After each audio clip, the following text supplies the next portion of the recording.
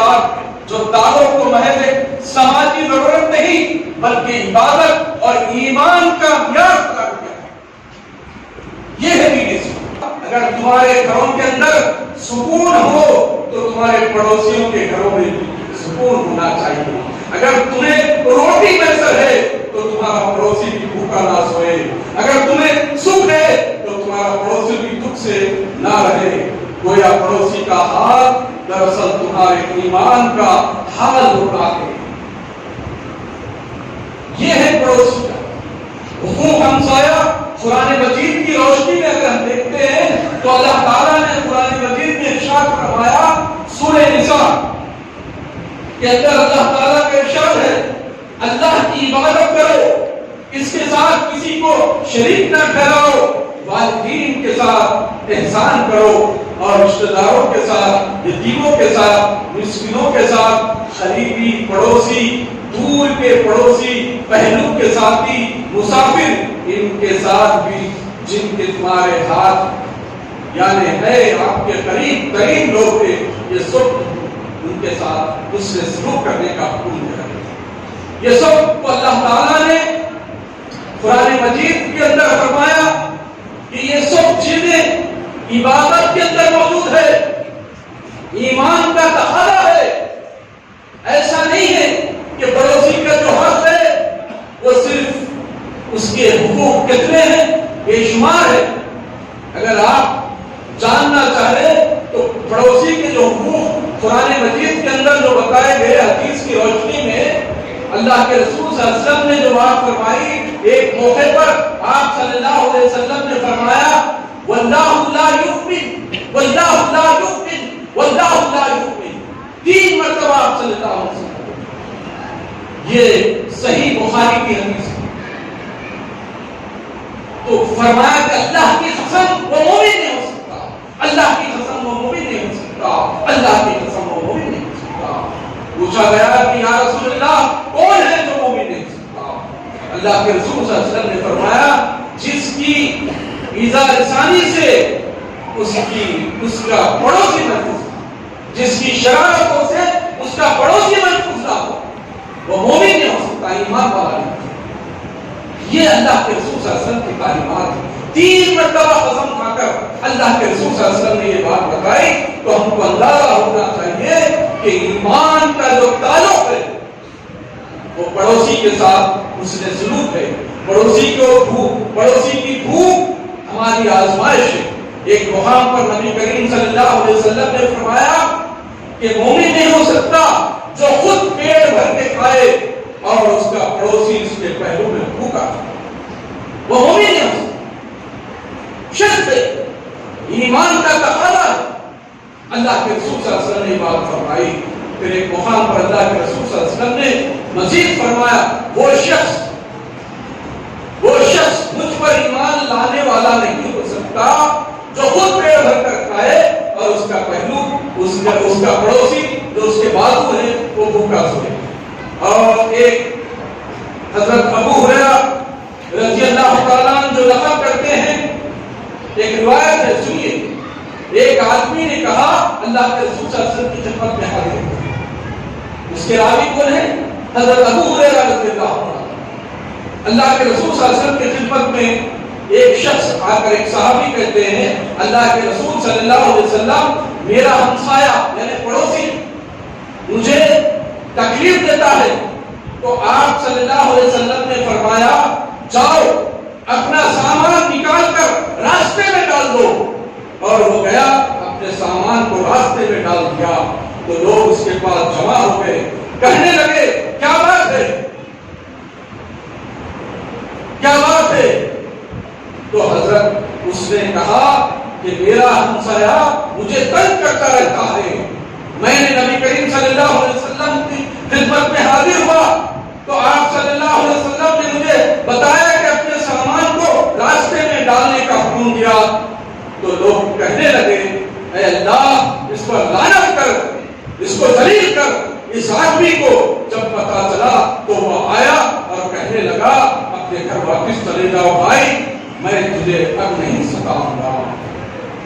یہ ابو داؤد کی دیکھ پڑوسی کے جتنے حقوق بتائے گئے بے شمار حقوق بتائے گئے.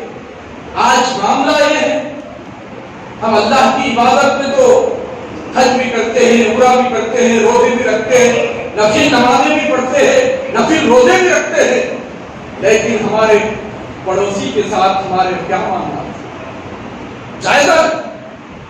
اللہ کے رسول صلی اللہ علیہ وسلم کے عہد رسالت میں حضرت ابو ہریرہ رضی اللہ تعالیٰ سے روایت ہے, ایک شخص نے عرض کیا کہ یا رسول اللہ, ایک عورت بہت زیادہ نفل نمازیں پڑھتی ہے اور نفل روزے رکھتی ہے اور صدقہ و خیرات بھی کرتی ہے.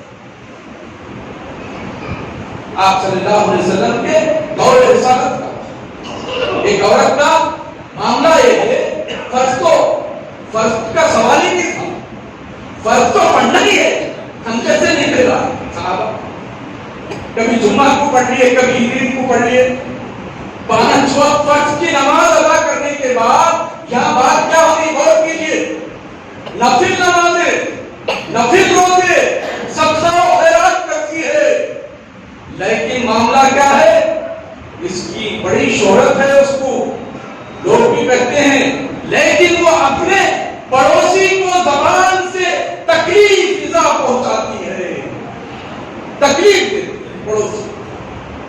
آپ صلی اللہ علیہ وسلم نے فرمایا اس عورت کا ٹھکانہ جہنم ہے, جہنم.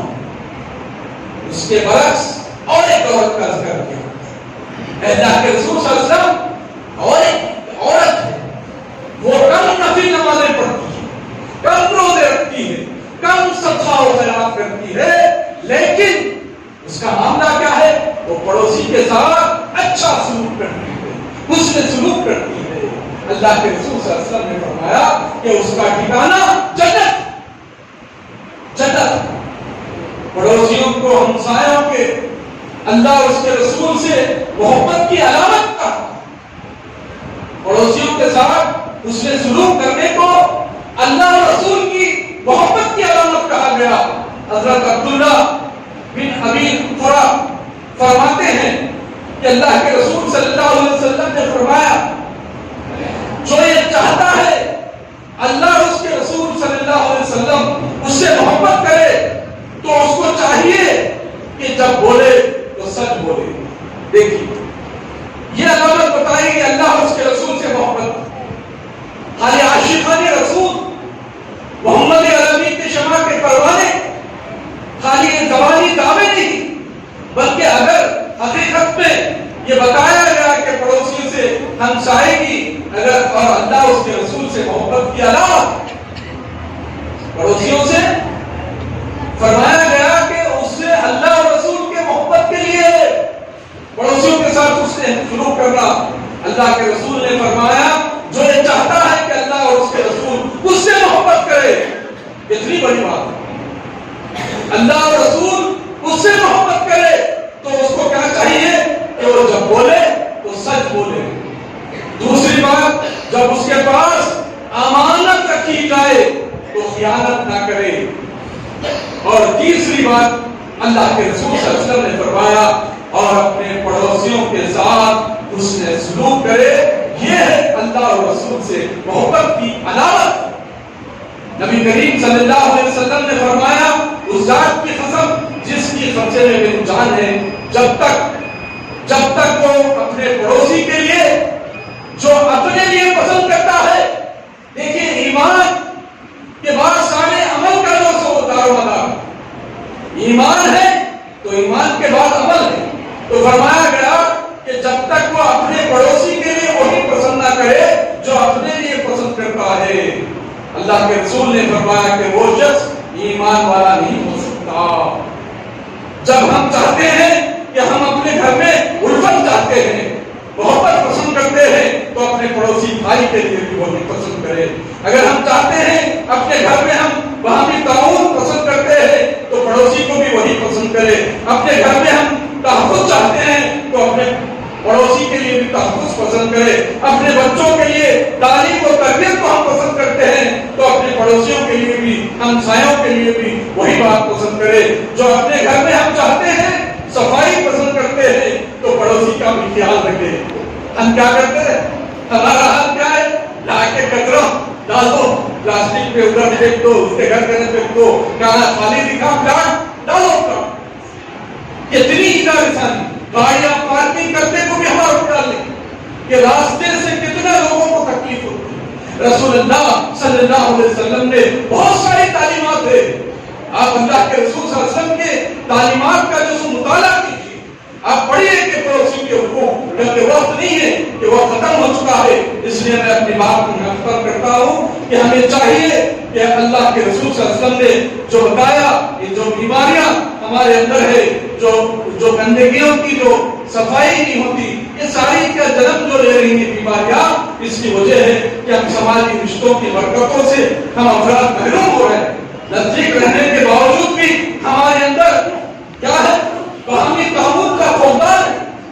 تو اس موقع پر آپ جانتے ہیں کہ ملک کی سطح پر جماعت اسلامی ایک مہم جو چلا رہے ہیں، اس کا کیا نام ہے؟ اس کا نام ہے کہ ہمسایوں کے حقوق۔ تو ہم سب مل کر ملک بھر میں حقوق ہمسایہ مہم چلائیں گے، ہم اچھے ہوں گے تو ہمارا پڑوسی بھی ہمارے ساتھ اچھا ہوگا، پڑوسی اچھا ہوگا تو سماج اچھا ہوگا، جب سماج اچھا ہوگا تو یہ ہمارا ملک اچھا ہوگا۔ ایک ایسے ملک میں سبھی لوگ میل محبت کے ساتھ مل جل کر رہیں گے تو انشاءاللہ نفرت نہ ہوگی، محبتی ہوگی، بدخواہی نہ ہوگی، خیر خواہی ہوگی، خود غرضی نہ ہوگی، بلکہ بہوگی ہمدردی ہمارے اندر پیدا ہوگی۔ اس موقع پر میں اللہ سے دعا کروں کہ اللہ تعالیٰ ہم سب کو پڑوسیوں کے حقوق کو ادا کرنے کی توفیق عطا فرمائے۔ اللہ تعالیٰ ہم سب کو اس پر عمل کی توفیق عطا فرمائے۔ ربی اغفر وارحم انت خیر الراحمین وآخر دعوانا الحمد للہ رب العالمین۔ السلام علیکم ورحمۃ اللہ وبرکاتہ۔